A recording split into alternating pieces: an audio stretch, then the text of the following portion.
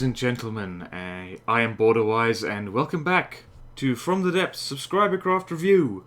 With another two-for video, we've got two more battleships, slightly on the cheaper side battleships.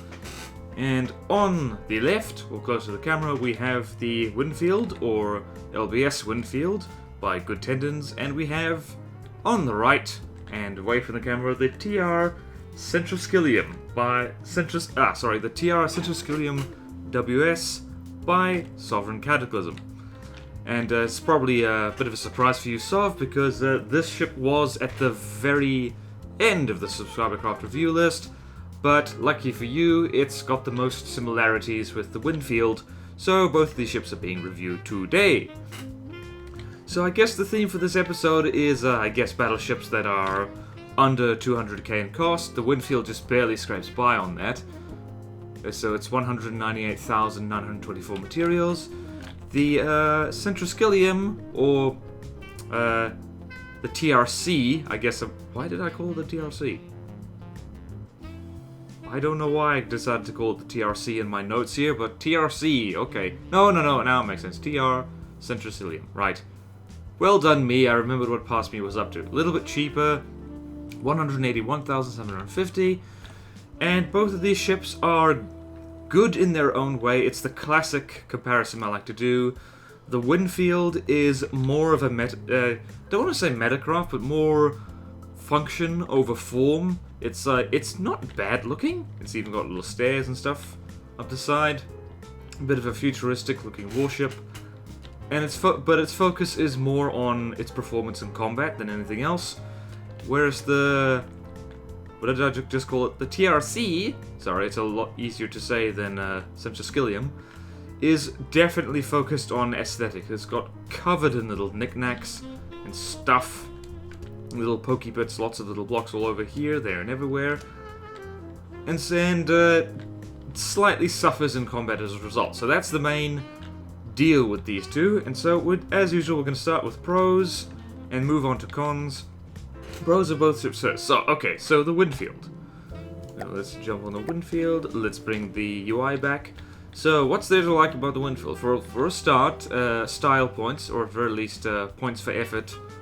Nah, that sounds really mean. It's got crams, and I like crams. It's got these lovely Dr. Seuss stripes on them as well. Nice. Looks good in my fleet colors too. Just like that mixture of like dark and light and grey and gold. I've tweaked my trim to be gold because I thought it looked pretty cool. So anyway, so it's got this big cram, double cram on here, and it is penetration depth. So it's got a bunch of hardener pellets and a bunch of explosive pellets in there. Dun dun dun dun dun. Yeah, that's basically it. Pretty standard kind of cram cannon. And it's got a basic Tetris, basic efficient Tetris, like 4-way connections for the explosive material boxes. High explosive pellets are touching each other, which means that if one gets hit, they all go off. But honestly, I do that so often myself, I can't blame them. I can't blame you, Good Tendons, for that. So yeah, pretty standard, decently made cram cannon. It has, and this is an interesting gun, it has a twin 500mm Sabot Frag Pen Depth APS, which is a weird thing to do. Ooh, excuse me. So this thing punches through armor and pops in a nice about 24 fragments, which do a lot of damage. So yeah, that is a shell. More on that later. Let's see the Tetris in this thing. Tetris is interesting. So it's symmetrical radially, I believe the thing was. No, it's not. Oh, hello. It's got completely different Tetris for both guns. See these? Oh no, it doesn't. No, wait. Blech, this is interesting. Actually, no, it is. Fascinating. So there's lots of clips, lots of stuff. What's a cooldown on this? Hello? Cooldown?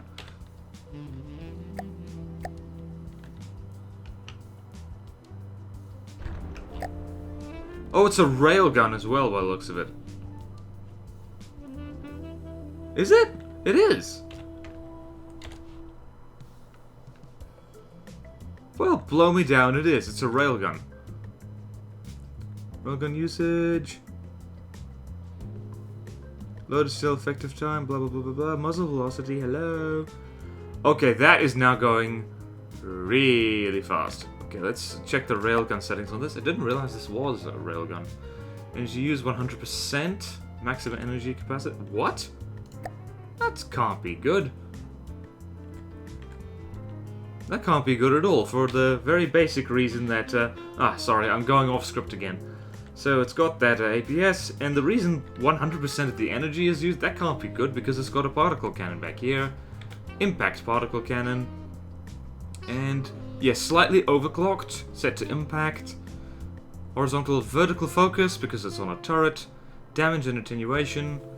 Low damage, low attenuation. High damage, high attenuation? Huh, so this thing really does rely on getting up close and putting that field of fire is low, blah blah blah. Blah blah blah blah blah. Lots of damage per shot. That tends to tear chunks off. It's got... Oh, and I love this bit. I like this bit a lot. It's got these little APN guided missiles. Yeah, lots of... The missile update is, like, coming closer and closer. I'm excited. So, variable thruster. Super high thrust, so it burns through its fuel very quickly. It's only you can thrust for about 5 seconds.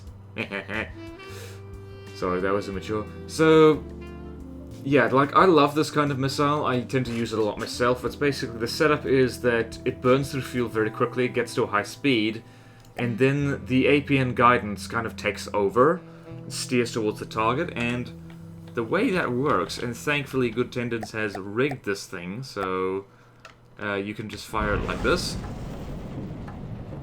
So it arcs up like that, and it runs out of fuel about, not far, less than 1,000 meters away, but then the APNs can, like, keep it flying for a considerable distance afterward. And especially with missiles that arc down on a target, that can work really well. And I should mention as well that this kind of APN glider, as I call it, yeah, you can check out how long it's taken to reload. That's beautiful. This kind of APN glider can't be spotted by munition warners once it runs out of fuel. So it can only be spotted by active radar seekers. If you're... Oh, no, sorry. If it's using an active radar seeker, it can be spotted by passive radars. But if not, it's undetectable until the missile update goes full, because our good friend Draba is going to tweak it so that missiles can be detected whether they've got active thrusters or not. So it's not going to be the fact that it's the thrusters going that allows it to be spotted. It's just going to be the fact that the missile's there. Which is probably a very good change, because otherwise this kind of missile is a little bit overpowered, because it just sails straight past LAM systems and anti-missile missiles and all that kind of stuff. And also it means that smart bombs will get a much needed nerf, because quite frankly those things are slightly overpowered at the moment. So anyway, that's the missile news, and over here you might be thinking, okay, what's over here? There's some repair bots, which incidentally not a good idea to have them exposed, just because, well, they're expensive, and like this they're vulnerable to EMP. Sorry, I'm meant to be positive in this point. Positive. So the trick back here is like, okay, so this is all... Oh wait, no, this isn't a part of the deck. What is it?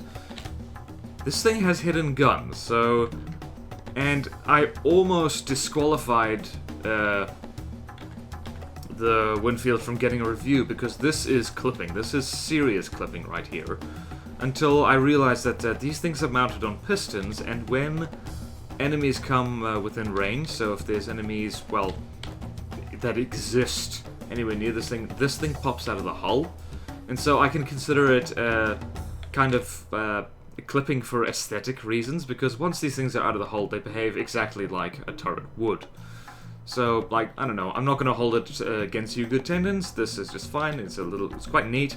You probably could tweak it a little bit better so that this barrel doesn't clip through the hull, because, I don't know, that offends me a little bit. So let me show you how these things work. We'll spawn in the Marauder.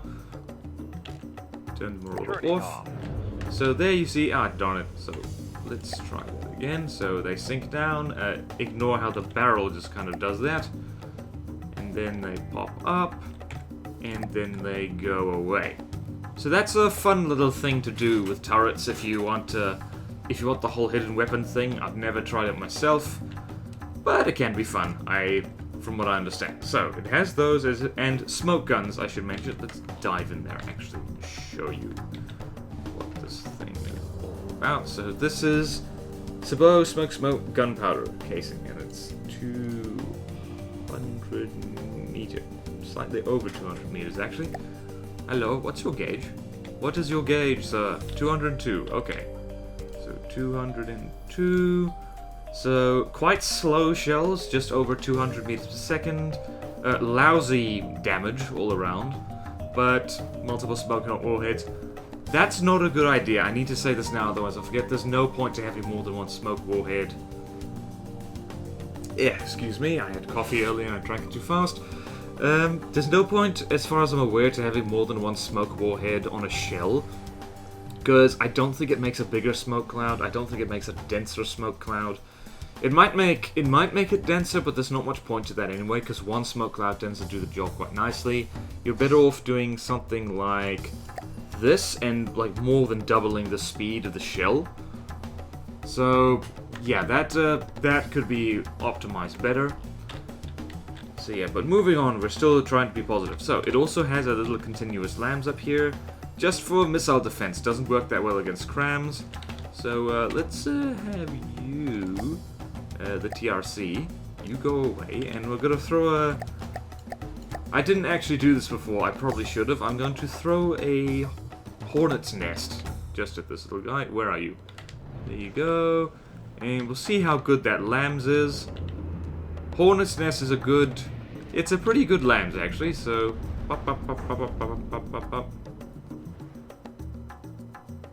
not ideal, some of those got through.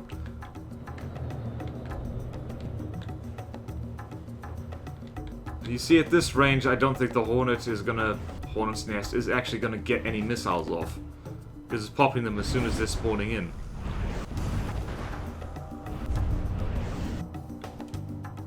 Actually, those lambs nodes actually doing damage to it. And on.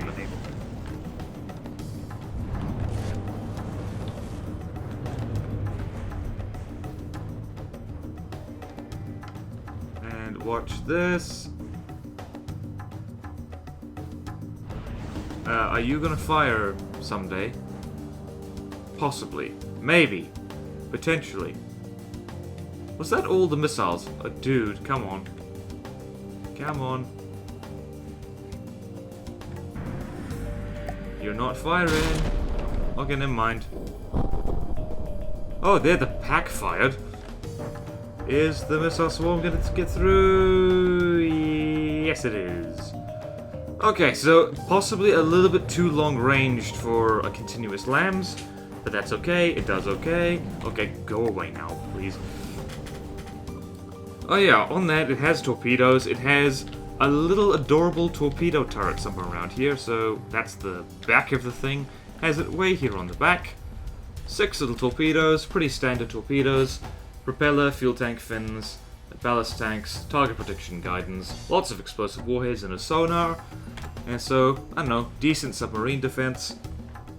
It's got daddy blades through it, I should mention, so 1, 2, 3, 4. So don't be fooled by the number of props. This thing actually goes at decent pace. It goes around 17 meters per second. It also means that when the propellers are blown off, it's still moving, which is always a very valuable thing. And I know some people don't like the whole idea of daddy blades, like how on earth would this thing go faster because these things are contained in the hull.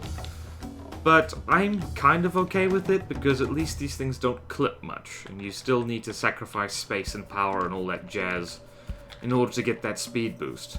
So, yeah, fair play. Dun, dun, dun, dun, dun. Also got decent armor, I should mention. So if we go here, just along the edge here, so it's got, ignore the ERA, it's useless, so it's got alloy, metal, metal, air gap, metal, more metal. So it's not super thick armor, but it's decent, and this space here in particular would fool heat. High explosive anti-tank, it's kind of, you know what I'm talking about here. 1, 2, 3 layers of metal. air gap, metal. So this would fool heat, and that's very good because heat recently got a buff. It is now kind of dangerous, and it can't, like, pass through air gaps at all. So if a heat shell hits here, and if it hits the ERA, it'll stop immediately, because that's the only thing ERA is good for. If it hits here, it'll penetrate quite happily through here, air gap, and then it will just fart out all its copper particulates, and it won't get into the juicy, yummy stuff like the engines and all that other stuff in here. So, that's a clever armor if not super thick.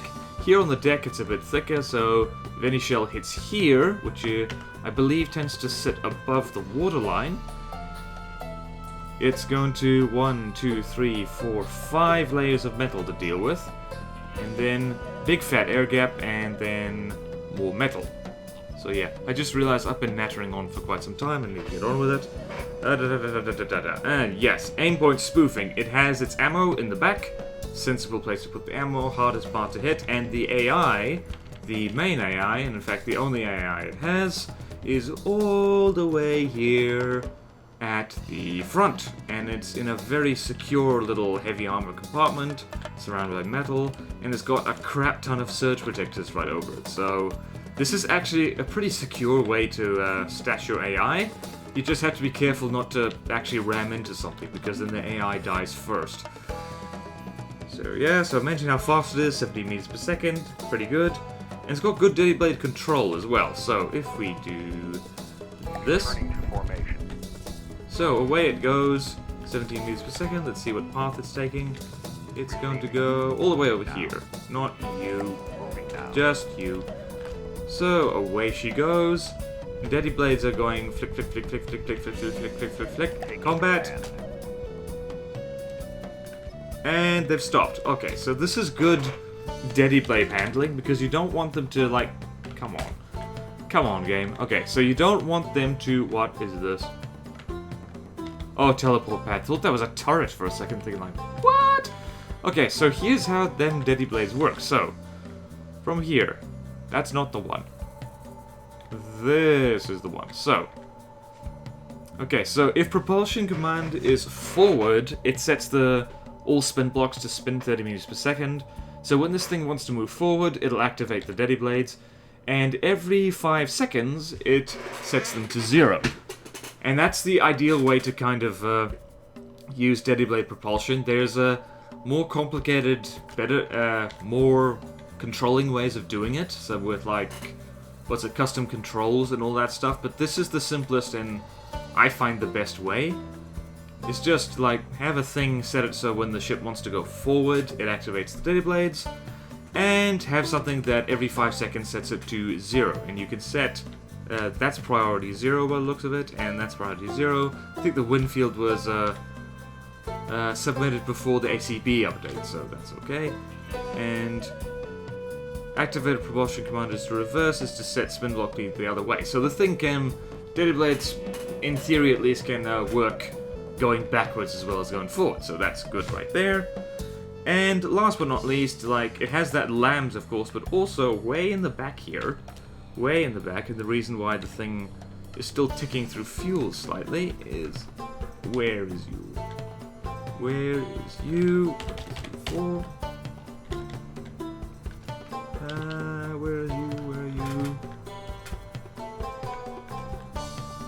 That's a repair one. Okay, never mind. Was at the other end, I think. Way over here. Way over here.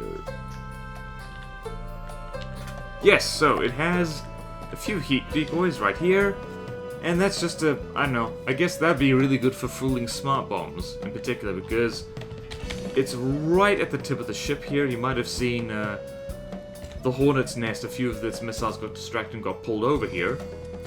So yeah, that's a good show. So that's the pros for the Winfield. We're just going to get rid of these now. Now move on to the TCR. Did I get my own anagram right? Yes, I did. So TCR is, well, the first thing you're going to notice about it, it is quite pretty. It's got covered in stuff. It's got railings. It's got these little fin things which don't actually do anything, but they look cool. It's got little cranes, 2 cranes on the side, asymmetric. as well. It's got railings on the guns, it's got a little seat, which is where I'm sitting on right now. Don't fire anything, because that's a problem. And I just shot that crane. That's okay, we've got insurance. So it's got little spiky bits right here, not sure what the spiky bits are meant to be. All that stuff. Dun dun dun dun dun. So it's just got little bits and pieces and knickknacks all over it. Got little cram cannon barrels all over it. Got a little spinny coincidence rangefinder. Kind of spiky, serrated, all that kind of stuff. So yeah, it's quite pretty. It's even got kind of, I don't know what you'd call this, a gun rest of sorts. And let's see, the underside, yeah, it's got this kind of thing. It's got, what do you call them? Crankshaft? No, not crankshaft. Drive shaft for the propellers. You could put circular propellers right there and make it look even better. Heck of a PID system, keeping it up in the water. And on to the functionality. It's got armed with 9 guns in... No, sorry. 12 guns in 4 turrets. 348 millimeters, and they are all HESH. Pretty standard HESH. So, gunpowder, inertial fuse, high explosive squash head. Inertial fuse isn't actually needed for squash heads, I don't think. Especially if you've set it all the way to 1 for the special factor. Because, like, hardly any explosive damage anyway, it's not going to reach through shields. And it's just better to maximize when it does hit something in the hull. So, little note right there before I forget. And then it's got a lot of autocannons. It's got... I counted them before. How many does it have? It has 17 little autocannons in total. Very World War II Battleship-esque. We've got that little turret, that's a 2-axis turret. It's got that one right there. Same on the other side. It's got this one that's on a big turret. And all little knickknacks and stuff like that. So yeah, that's quite cool. It also has a Daddy Blade. It has a big one right in the middle. 4. Also has a big blank gap. So here we have a Daddy Blade, which I believe propulsion command is forward. It activates. So yeah, it can also go faster than it looks on the outside. And that's possibly just to keep the number of propellers down. Because again, people don't like using lots and lots of propellers. It offends their delicate sensibilities, I believe. Where was I? So it's also got armored turrets, so let's do that in there. And they've changed how, like, shrinking blocks work. So if we go here, you'll see that on the turret itself, it has metal all around it. Has it got metal on the bottom? Doesn't look like it. Does not look like it at all, but in my testing, I've noticed this thing is actually surprisingly hard to kill. Like, you can see this turret neck is very, very thick. Like, almost overkill, actually. It's like...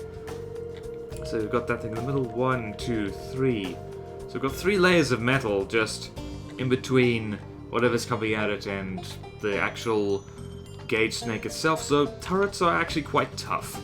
Very tough, in fact. It's also got butterfly shields, as we like to call them. So if I go here, spawn in the Marauder, turn the Marauder off, and let's find a shield. That was easy. So this kind of quad arrangement of shields is as patented by Hikari. Please nerf Hikari, she's overpowered. Makes this kind of 4-way of shields like so. And it's got that all over itself. And this is an absolute nightmare to get through with advanced cannons.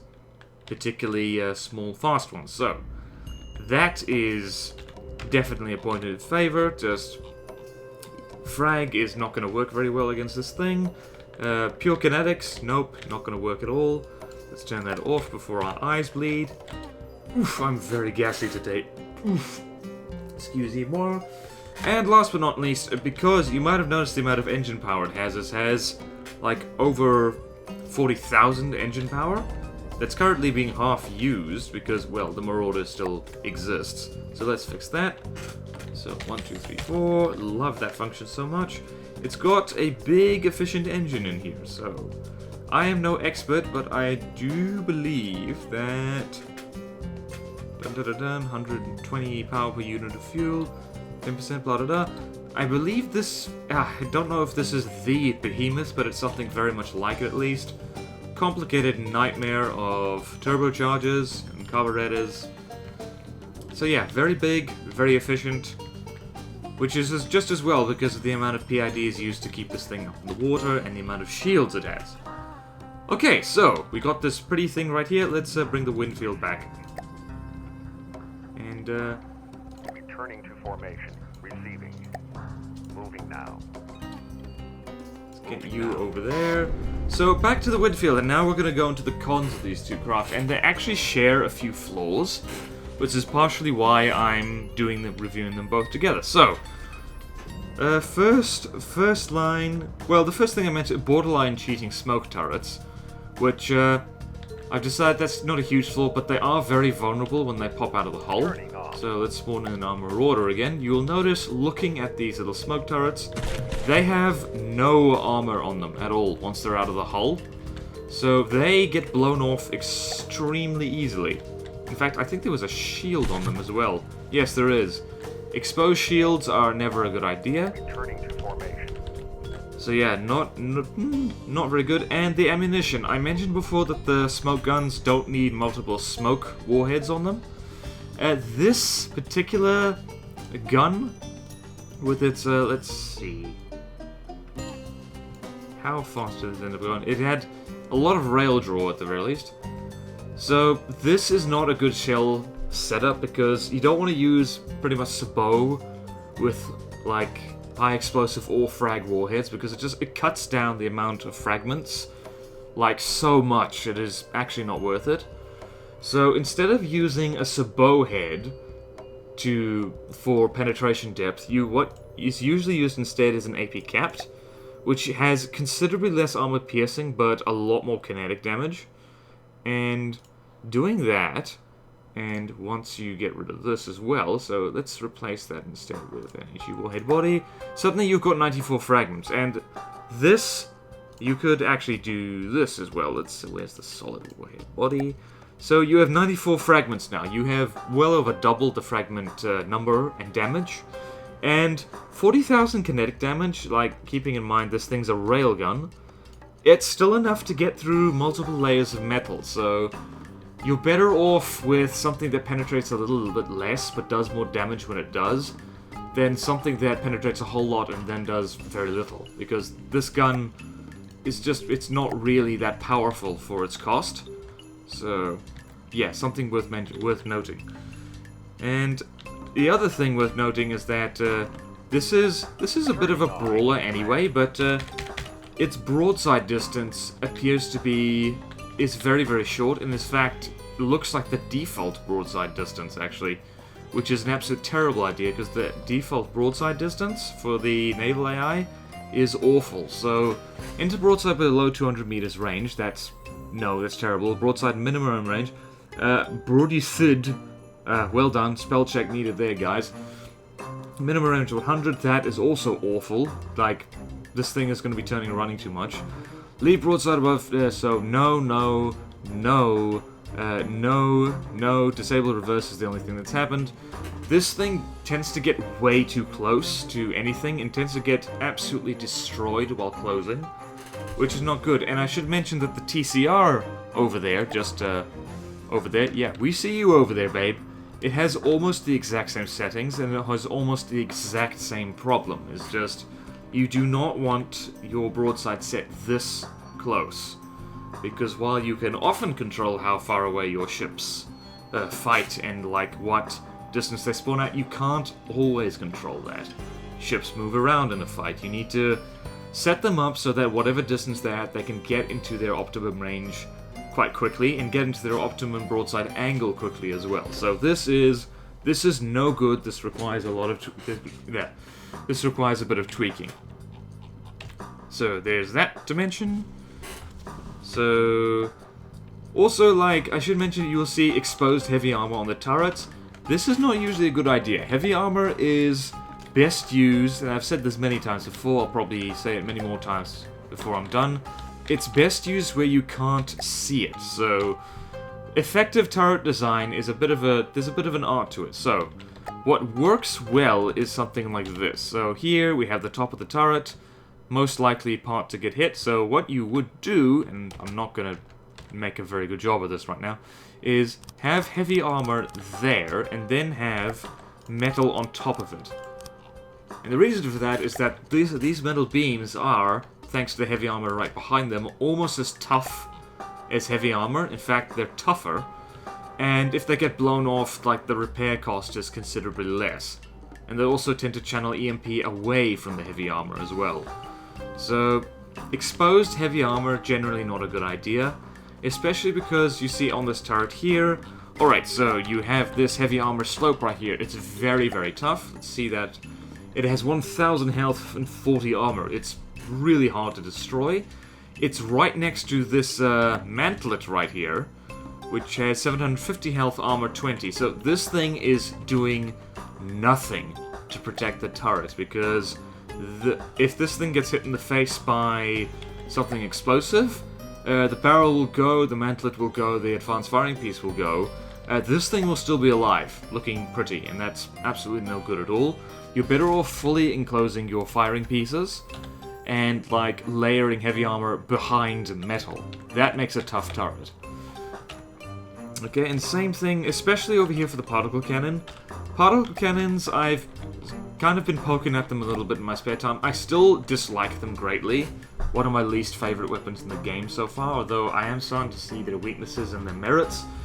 But it's very delicate. This thing is health of 500, armor of 8. It is made of butter compared to a lot of other weapons. So, same here. All this heavy armor around it is really just doing nothing, because if this thing gets saturated with fragments or enveloped by an explosion, the particle cannon is gone. It's going to die, and all that will be left is all this heavy armor around it looking pretty and doing nothing. So you're better off with overlapping shields around your particle cannons, and make the turret as small as you can so it doesn't get hit, and kind of tuck it behind lots of layers of active protection. So yeah, moving on from that, so the engine. So you might notice that this thing is ticking through its fuel little bit by little bit. Oh my god, I did it again, so... Oops, I did it again. I did it again. It's too early in the day for Britney Spears. So it's got these engines right here. So we've got carburetors, we've got all that stuff. This is a reasonably efficient engine it's got right here, except no, not really. So on the bottom it has superchargers and injectors, and turbochargers and carburetors. So I'm a bit rusty with how fuel engines work, but I can tell you this much: you never want to mix injectors and carburetors. Like, when you're deciding what your engine is based on, it's either carburetor based or it's injector based. You should not have both, because carburetors are really good if you have a lot of space and you want the thing to be efficient, and powerful being an option as well. So superchargers, turbochargers, they're meant to go with carburetors. Injectors are for when you're either tight on space or you just want as much power as possible and you don't care about fuel consumption, because these things are really, really thirsty. They eat a lot of fuel, but do make a lot of power. So mixing them, there's really no point to it, because these turbochargers are improving the efficiency of the engine at like high RPM. The superchargers are improving efficiency at low RPM, and the injectors are throwing that advantage completely out the window. So what you got is a big engine that is not particularly efficient, and it's not as powerful as it could be either for its space and cost. So I would not do that. Like, this is not ideal engine practice. In fact, in contrast to the TRC over there, like, you want to go carburetor or injector, not both. Especially not like this. This looks a little bit haphazard, and it's only worse here. You see, it's mixture of superchargers, injectors, carburetors. Blech. No good. No good. And another thing that I should mention as well is just how to protect your vulnerable bits. The LAM system goes back here, and it's not a bad LAMs. You could cut the range on the nodes down quite a lot. It'd make it more energy efficient. But the big problem is, I was looking at this and I was thinking, okay, so where's the laser controller?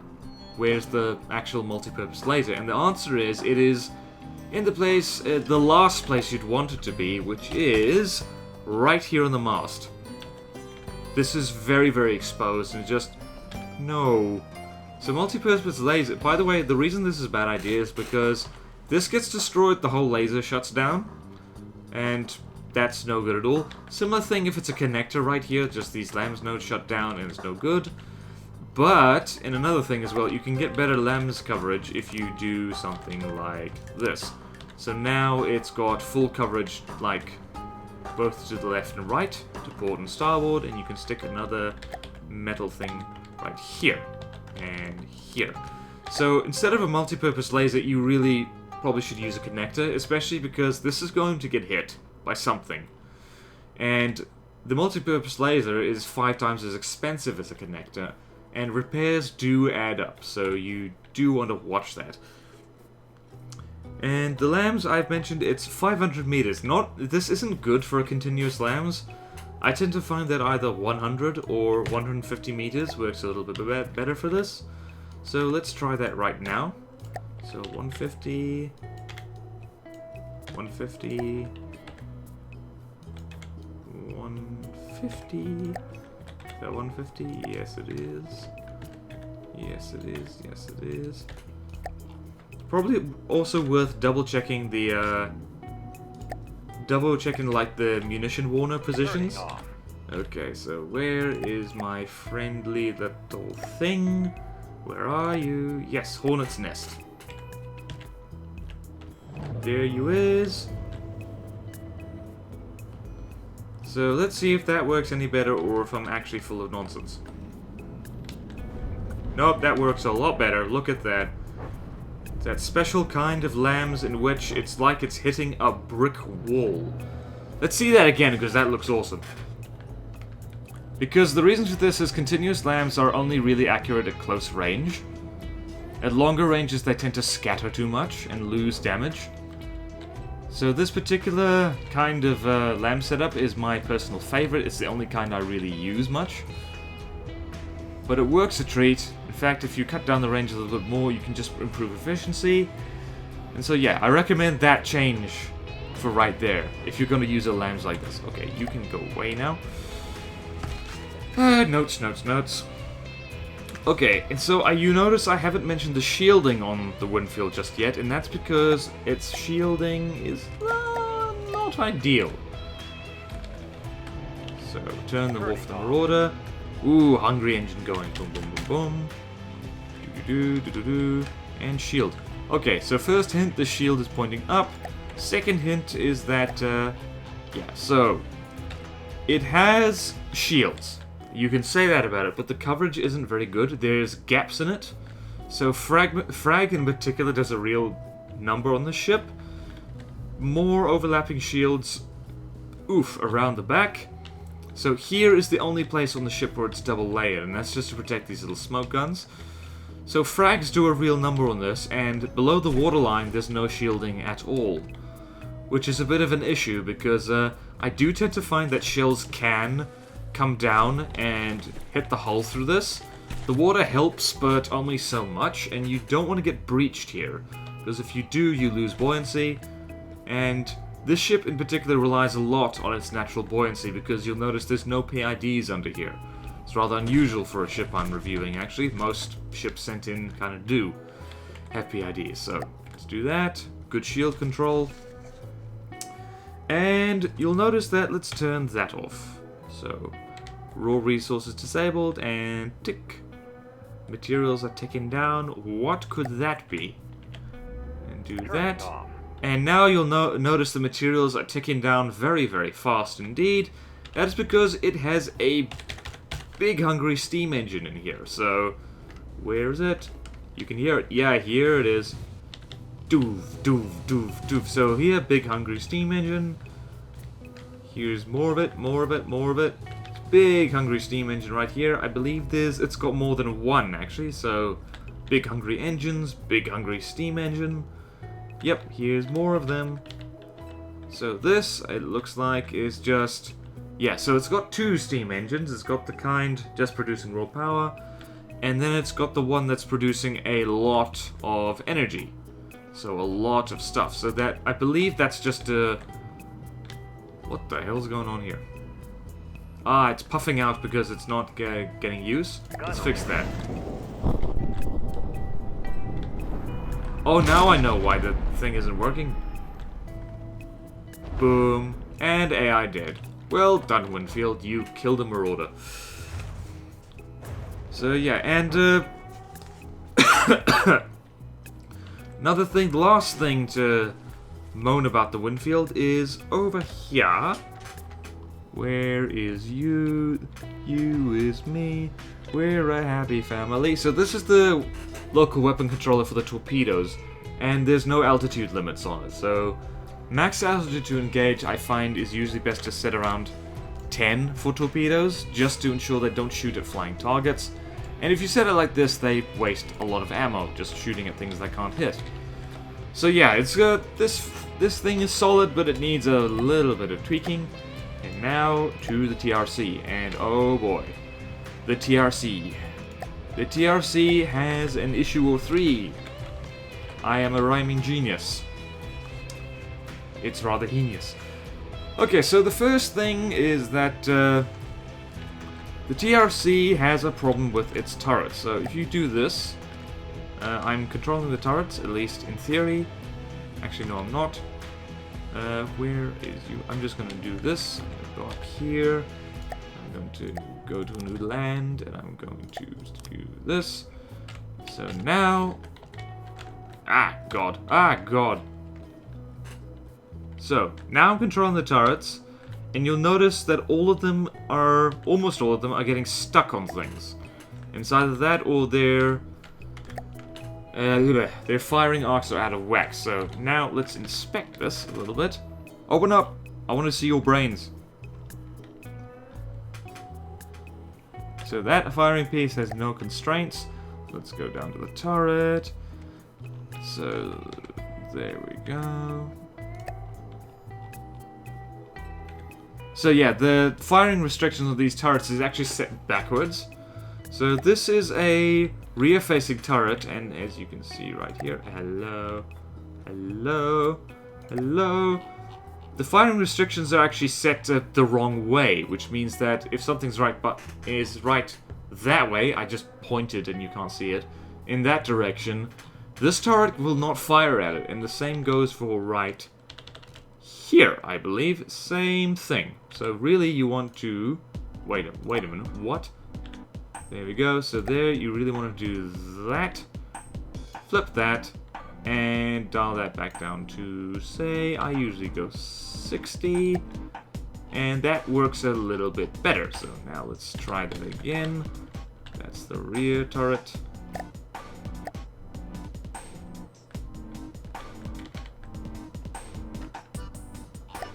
That did not work. Why am I trying to fix this? It's not my job. Not my job. Not my gerb.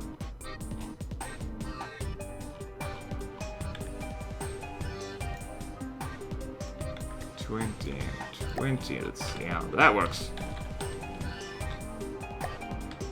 Nope, it's stuck. I believe that this turret right here is stuck right here. So it's a combination of the firing restrictions being, like, restricting in the wrong ways, and it's just, I think it's just stuck on clutter. I mean, what is this? Oh, that's the downside, right. So there's all kinds of little bits surrounding them just for them to get caught on, which isn't ideal for turrets. You want to keep the space around them clear so they can turn all the way. And it's only... On the note of turrets, it's only armed with HESH, and not optimized HESH as well. I've mentioned before, inertial fuse is not really needed for HESH because it just detonates when it hits the hull. This is very vulnerable to craft with have any kind of decent shielding on them, because HESH does basically nothing against shields at all. It needs to hit the hull to work. So it's only got HESH guns and autocannons, and so it's not a very versatile craft at all. It suffers against anything that moves particularly fast. It suffers against anything that is underwater, like submarines. it suffers against anything with decent shields, so not an all-round fighter, I'm afraid. And that's easy enough to fix just because you've got triple turret set up, you just mix up the ammunition, get a party mix going. So Hesh, Disruptor, High Explosive, Hollow Point is usually the meta I tend to see, works quite well. And what else? I've mentioned before, it has the same broadside problems as the Winfield, so let's see if we can't find the AI somewhere around here. It also has... nope, that's not where the AI is. I'm not sure where the AI is on this thing, actually. I should have gone looking for it. It is somewhere around... not there, because why would it be there? It is... why didn't I look for it before? Why am I talking funny? I can't find it! Oh wait, there it is. Never mind, I found it. So, Naval AI, similar story. So, exactly the same, except reverse is not disabled. And there are certain things which are easy to do with reverse enabled, like terrain avoidance with ACVs. Most of the time, I just prefer to disable reverse entirely because it makes the craft move funny. So, again, this is way too short. This thing will get pummeled as it tries to close in a straight line. You don't want your craft ever moving in straight lines. You need to keep them moving in curves to throw off enemy targeting. Hello, Crane? There we go. So, that's something to keep in mind, and the Daddy Blade right in the middle is wasting a lot of space. So, we go in here, or maybe it's not. So you see there's all the space in here, and it's got these big blades in here. What works slightly better than one big Daddy Blade is a whole bunch of smaller ones. It's less efficient, but you get more speed out of it. In particular in here, there's lots of space. There's lots of space for stuff in here. So, honestly, you're better off, like filling out the space, making full use of it, just with more Daddy Blade poles, essentially. Also, I should mention with these Daddy Blades, so if we go... we move. So, it's just... where is she going? Where is she going? She's going that way. And if I do this...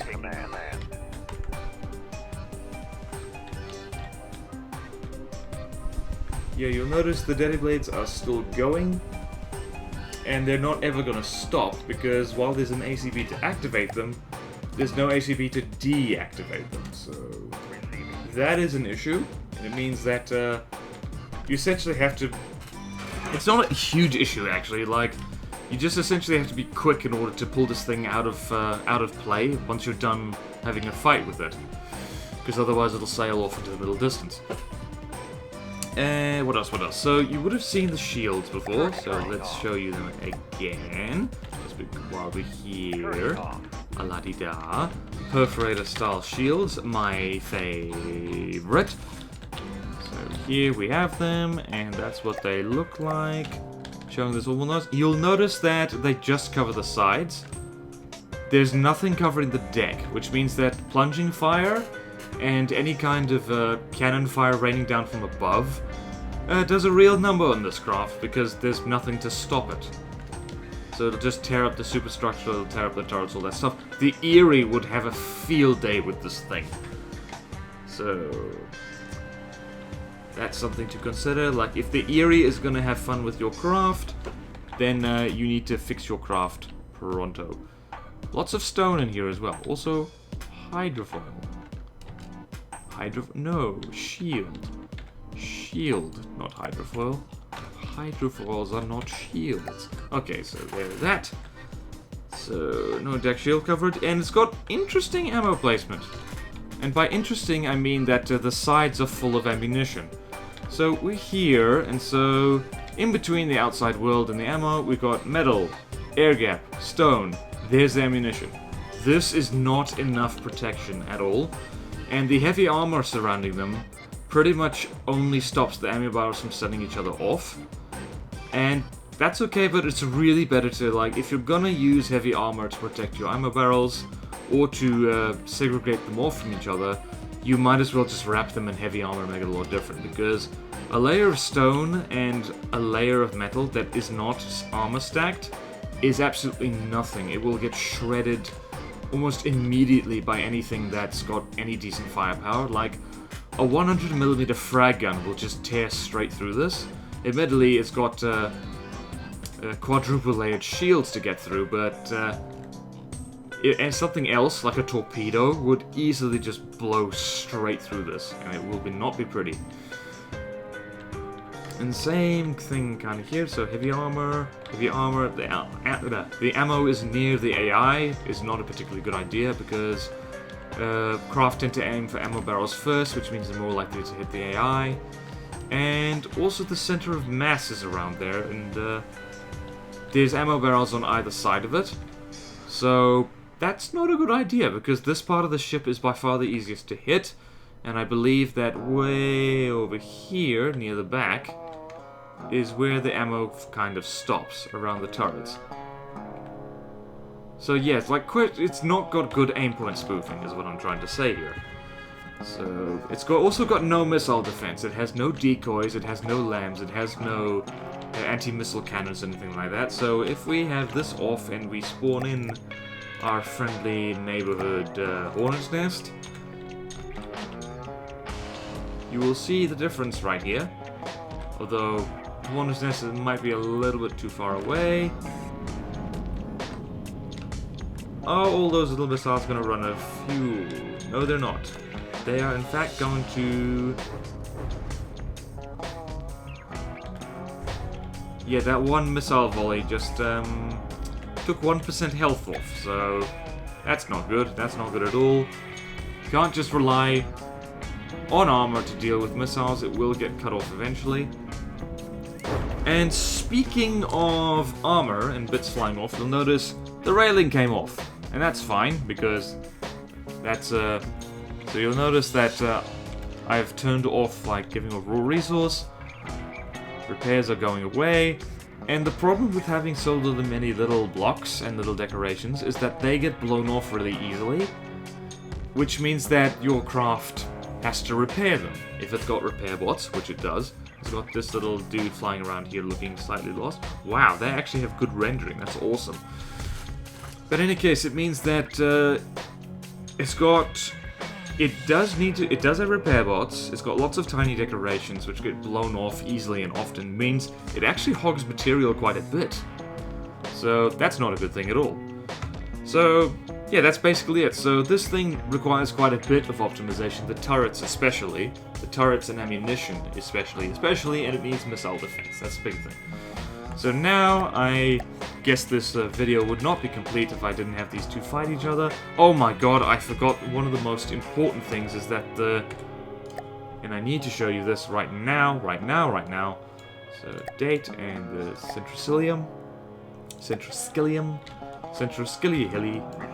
So we go here, Naval II, and we set it to go that way.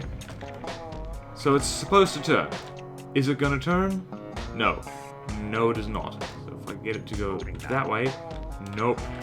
It is sailing in a straight line, and that's because very, very, very rookie flaw is that it does not have a rudder. It has no way to turn. So technically, this craft is not finished yet because it's got no way to turn. It can't maneuver at all.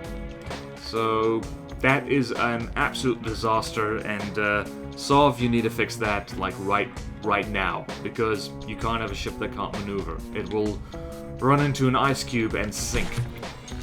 So yeah, that's probably worth mentioning. Most important thing is make sure your ships can steer.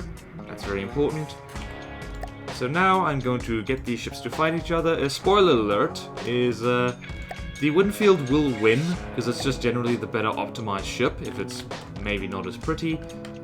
Also, the Centroscyllium has weird AI names. I'm not sure what that's in reference to, but it's in reference to something. So let's go here and let's do this. Winfield and Onyx Watch. And I've learned just recently that instead of constantly bringing up this menu to check the ship's health, I can do this. I can use the E menu. tactical menu. So let's have these guys fight, because fighting is fantastic. Don't fight at school, kids. It's not good. In fact, violence is, ow, my face. And that is a flaw with APN missiles, is that sometimes they just fly off into space and there's not much you can do about it.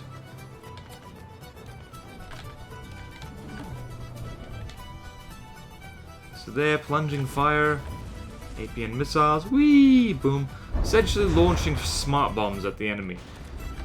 And you see that these guns right here aren't really firing because they can't actually turn properly.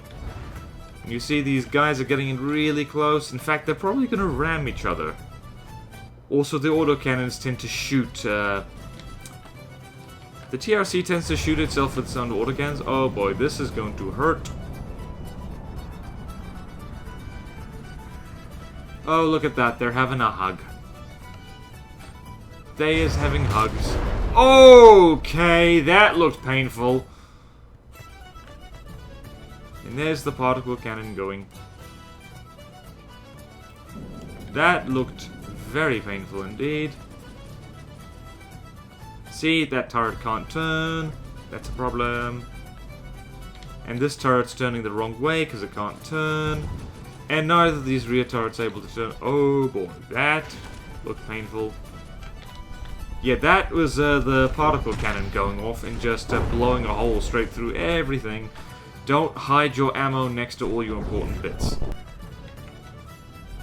Yeah, impact particle cannons, they're serious business.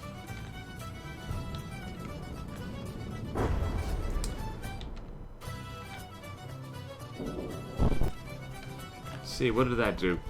That might have missed, actually. So yeah, this is not remotely fair because the TRC can't even really steer properly.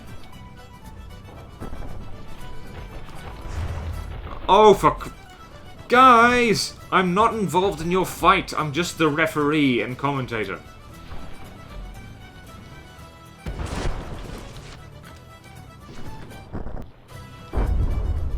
Yeah, a monster of a pen depth cram, that one. Look at that, look at that, look at the hole she made. Yeah, this fight isn't gonna last much longer, but yeah, so that's basically it. Like, both craft are good in their own way, they both need a fair amount of tweaking. But thank you, Good Tendons and Sovereign Cataclysm, for sending them in. A little reminder that submissions are closed for this series. I'm not taking on any more, because the list is still really long, and as you might have noticed, it's taken me a long time to get through it. But in any case, thank you all so much for watching. Please like, comment, subscribe if you want to see more videos like this, and I will see you next time in From the Depths Subscriber Craft Review. Farewell!